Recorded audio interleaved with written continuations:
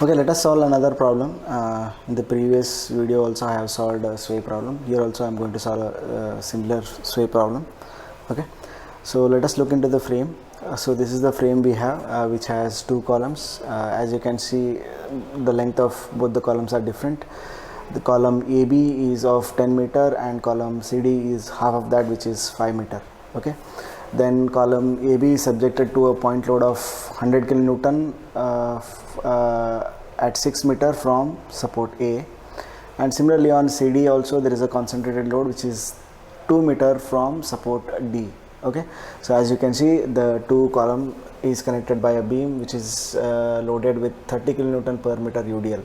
Okay, so and there is one more load which is 80 kilonewton acting exactly at point B. Okay, so these are the loading and your frame. Okay, and you can also try to notice the I value of member AB and member BC, which is 4 times of I. Okay, so once you have understood the frame and once you know what are the given dimensions and the loading condition, the next thing what you do is that you calculate the fixed end moments. So I have calculated the fixed end moment MFAB, MFBA, MFBC, MFCB, MFCD and MFDC. Okay, so I don't have to explain it again, but still I would like to explain the first two, and rest of the thing you know already. So this is the 100 kilonewton which is acting over here. If I am calculating MFAB, it will be 100 into 4 square into 6 divided by 10 square. Okay, W A square B divided by L square. I hope you know the equation. So based on those equations itself, we can keep on calculating the other fixed moments. Okay, so this is acting exactly at point B. So this is acting at the joint B. Henceforth, this 80 kilonewton will not reflect upon the fixed end moments in any of the elements. Okay, so anyhow, so this completes the fixed end moment that we need to solve. The next thing is that assuming EI delta. So I am assuming a EI delta of 100. You can assume any value you want. Okay, so once you assume EI delta value, the next step that you need to go for is to calculate M dash AB and M dash BA values, M dash CD and M dash DC values. As we know, both the supports A and D are fixed itself, so henceforth the M dash AB values, which is moments due to sway, will be minus 6 EI delta divided by L square.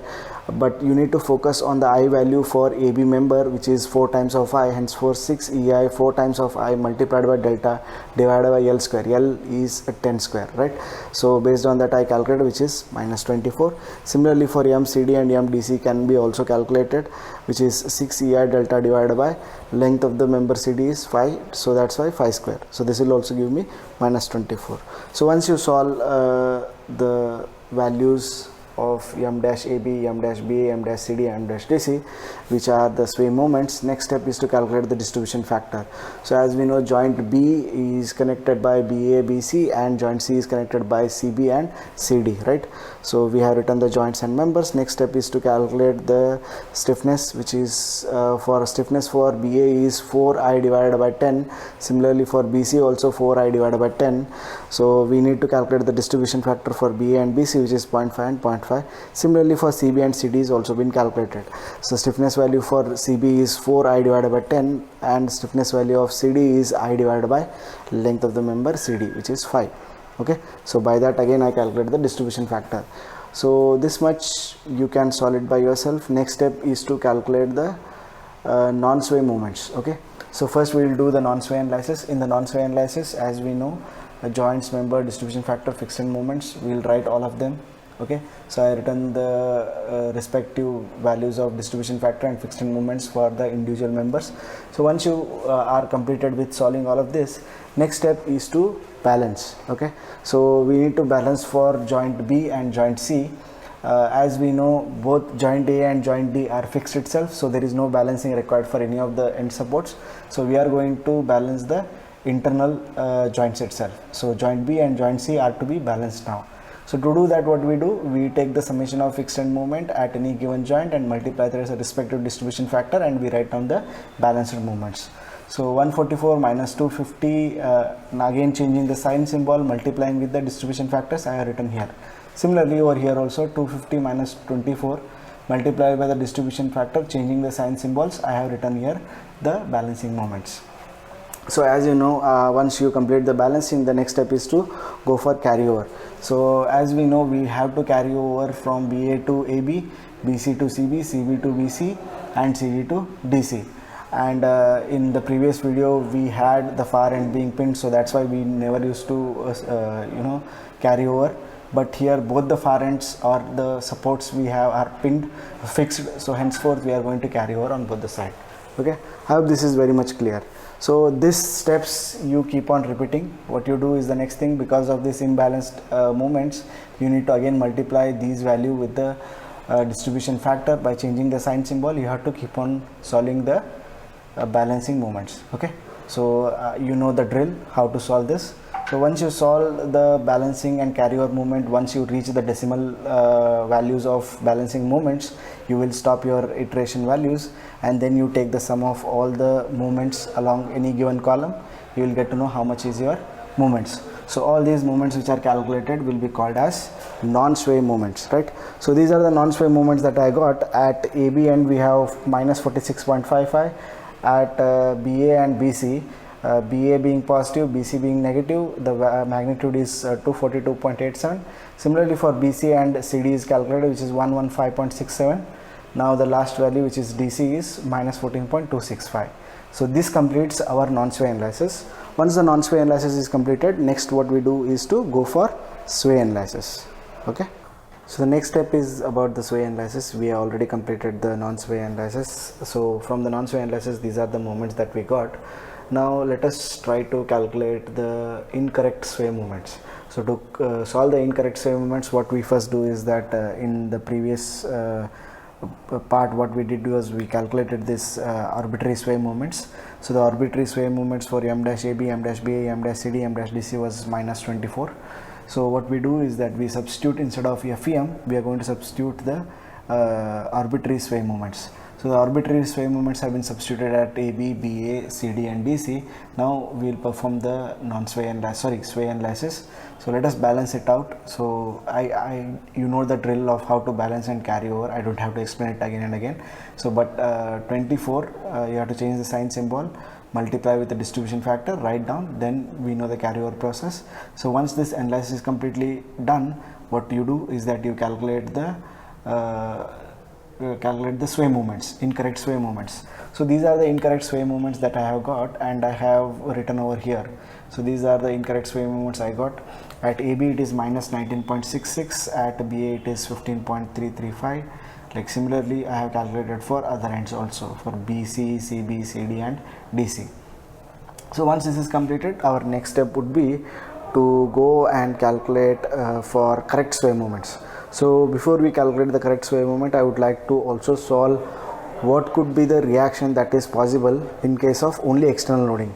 So these are my external loadings that are available horizontally. So let us calculate the reactions that are available only because of this 100 kilonewton. Okay, so this is 100 kilonewton. So if I have to calculate what is the reaction because of only this 100 kilonewton, it means what? 100 into 4 divided by 10 will give you the reaction over here, which is 40. Okay, similarly at this joint, 50 into 3 divided by 5 will give me the reaction over here. Okay, so I have calculated the reaction at joint A, and I have calculated the reaction at joint D. Here I will get 40, here I will get minus 30. Okay, see the directions also. This direction is going in this direction, and this is acting in this direction, and so the reaction generated over here will be in this direction. The reaction that is generated in this at this joint will be in this direction. So that's how it is 40 and 30. You try to solve by yourself and see how much you will get. Okay, so once this is completed, the next step would be to solve for correct sway movements. To solve the correct sway movements, what we do is we use this equilibrium equation called summation of horizontal force equal to 0, where HA plus HD. Okay, so if there are reactions, the reaction over here will be called as HA, the reaction over here will be called as HD. So we will take the sum of all the horizontal forces, equating it to 0. So what are the horizontal forces? We will have two horizontal reactions, HA and HD, and three external forces are there. So let us try to solve it. So HA, which is going in this direction, we consider it to be positive. HA plus HD minus of 100 minus of 80. 80 is acting at the B point which we are considering now. Okay, so minus of 100 minus of 80 plus of 50. 50 is going in this direction, so equated to 0. Now HA plus HD will be equal to 130.